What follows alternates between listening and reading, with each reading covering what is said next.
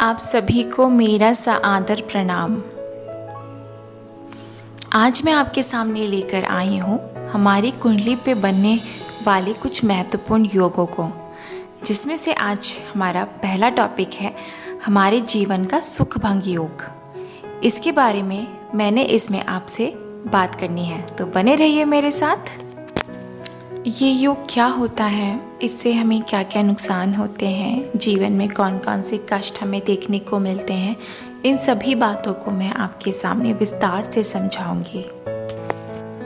हमारी जन्म कुंडली का चौथा घर, आपको स्क्रीन पे फ़ोन नंबर जहाँ पे लिखा हुआ दिख रहा है उसे कुंडली का चौथा घर कहा जाता है। ये घर जुड़ा है हमारे जीवन के सुखों से।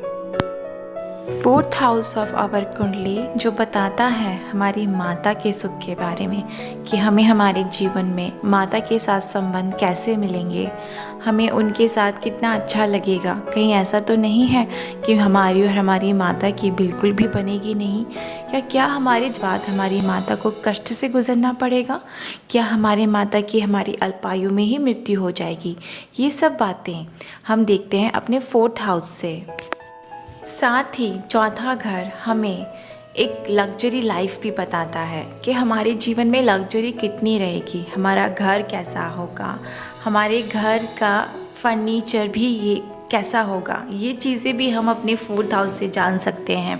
हमारे पास कैसी गाड़ी होगी, कैसी लग्जरी कारों का हम यूज़ करेंगे फ्यूचर में या प्रेजेंट में, या जो हमारे भाग्य में लिखी हैं। ये सारी बातें हम इंसान की कुंडली के चौथे घर को देखकर बता सकते हैं। अब हम बात करते हैं कि जन्म पत्रिका में जो हम अपने जन्म के साथ में कुंडली लेकर आते हैं उसमें हमें अनेक योग मिलते हैं।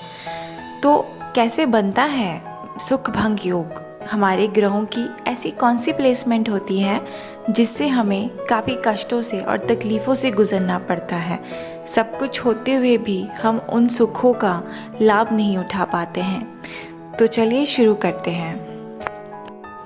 जब जन्म कुंडली के अंदर फोर्थ हाउस का स्वामी 6, 8 और 12 में चला जाता है, मतलब 6, 8, 12 घरों के अंदर जाके बैठ जाता है, तो जातक के जीवन में सुखों की कमी को दर्शाता है। जब जन्म पत्रिका में स्क्रीन पे जहाँ पे 4 लिखा है उसका स्वामी और स्क्रीन पे जहाँ पे 6 लिखा है वहाँ जाके बैठ जाता है, तो ये दर्शाता है कि जातक को जीवन में माता से कष्ट मिलेगा।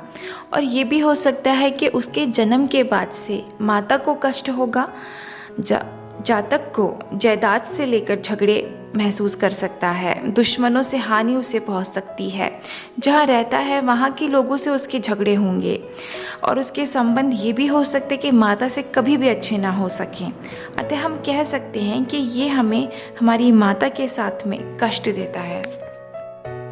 फोर्थ हाउस का स्वामी जब कुंडली में स्क्रीन पे जहाँ पे 8 नंबर लिखा है वहाँ जाकर बैठ जाता है, तो ये हमारे जीवन में एक मेजर एक्सीडेंट का घटना भी करवा सकता है, या फिर लंबी बीमारी भी दे सकता है। और ये भी हो सकता है कि हमारी माता लंबी बीमारी के कारण कष्ट में रहें, और ये भी हो सकता है कि माता को लंबी बीमारी से हॉस्पिटल में भी रहना पड़े। इन सब से हमारे जो घर का परिवार का सुख है वो खराब हो जाता है।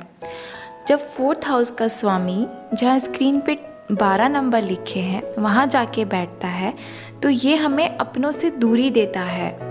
ये भी हो सकता है कि हम जिस जन्म स्थल पे पैदा हुए हैं, जिस शहर में पैदा हुए हैं, उनसे बहुत दूर चले जाएं।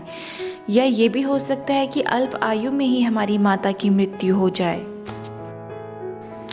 ग्रहों की ये स्थिति व्यक्ति की संपूर्ण संपत्ति को उससे वंचित भी करवा सकती है। या इसके अलावा ये भी देखा गया है कि ऐसी स्थिति में व्यक्ति किसी और ही कल्चर में जाके निवास करने लगता है जो उसका स्वयं का कल्चर नहीं होता है। एक तरीके से अपने आप से, अपनों से वो दूरी बना लेता है, अपने कल्चर से दूरी बना लेता है। अपने आप से दूरी का मतलब ये हुआ कि जिन त्योहारों को, जिन पर्वों को वो बचपन से मनाता हुआ आ रहा है, उन सबको वो छोड़ के किसी अलग कल्चर में अपने भविष्य को देखता है और उनमें ही जाके घुल मिल जाता है। वो सारे सुख जो उसे बचपन में मिले उससे वो वंचित हो जाता है। हमारी जन्म कुंडली के ग्रहों की ये स्थिति हमें अनेकों सुख से दूर कर देती है। चाहे चौथे घर का संबंध छठे से बने, आठवें से बने, 12वें से बने, ये सब पोजीशंस ग्रहों की हमारे सुख भंग योग कहलाती हैं। अनेक चीज़ें होते हुए भी हम उनका एंजॉय नहीं ले पाते हैं। हर साधन होते हुए भी हम उनका प्रयोग नहीं कर पाते हैं। ये एक तरीके का सुख भंग ही होता है। लेकिन ये अपनी दशाओं, महादशाओं और अंतर्दशाओं में ज़्यादा पावरफुल रिजल्ट देता है, जिसमें हम अनेक तरीके के नकारात्मक चीज़ें होती हुई भी देखी गई हैं। जब भी चौथे और 12वें का संबंध बनता है और वो अपनी महादशा में एक्टिव होता है, तो हमने देखा है या तो बच्चा माँ से बहुत दूर चला जाता है, या बच्चा अगर माँ से दूर नहीं जा पाता तो माँ को कष्टों का सामना, और यहाँ तक देखा गया है कि माँ की मृत्यु भी हुई है। क्योंकि ये सब चीज़ें बहुत पावरफुल होती हैं। अगर हम ज्योतिष को बहुत गहराई से समझें तो हम अपने आने वाले जीवन को एक सही वे में डिसाइड कर सकते हैं। हमें पता होता है कि क्या जीवन में घटनाएं होने वाली हैं जो हमें परेशान कर सकती हैं। उसके उपाय करके हम लोग इन सब चीज़ों से बच सकते हैं। ऐसे ही जब भी चौथे और 8वें का संबंध एक्टिव होता है तो देखा गया है कि घर में कष्ट आए हैं। घर में कष्टों का कारण या तो माता बनती है या माता और बच्चों के संबंध बनते हैं, क्योंकि योग ही ऐसे आ रहे होते हैं। इसलिए इन चीज़ों को पहले से ही हम संभल के आगे बढ़ सकते हैं, क्योंकि हमें पता होता है कि हमारा चौथा और 8वें का संबंध एक्टिव होने वाला है। तो हमें शांत रहना है, हमें कुछ ऐसी एक्टिविटी नहीं करनी है कि किसी को कष्ट पहुँचे। ऋषि पराशरी सही कहते हैं, आकाशीय ग्रहों के माध्यम से उनको अध्ययन करके हम अपने भूत, भविष्य, वर्तमान का पता लगा सकते हैं और अपने जीवन को सही दिशा में आगे बढ़ा सकते हैं। धन्यवाद। आशा है आपको मेरा ये वीडियो पसंद आया होगा। अगर आपको मेरा ये वीडियो पसंद आया तो इसे लाइक, शेयर और सब्सक्राइब मेरे चैनल को ज़रूर कीजिएगा। मैं जल्द ही मिलूँगी अगले टॉपिक के साथ जो बहुत इंटरेस्टिंग होने वाला है।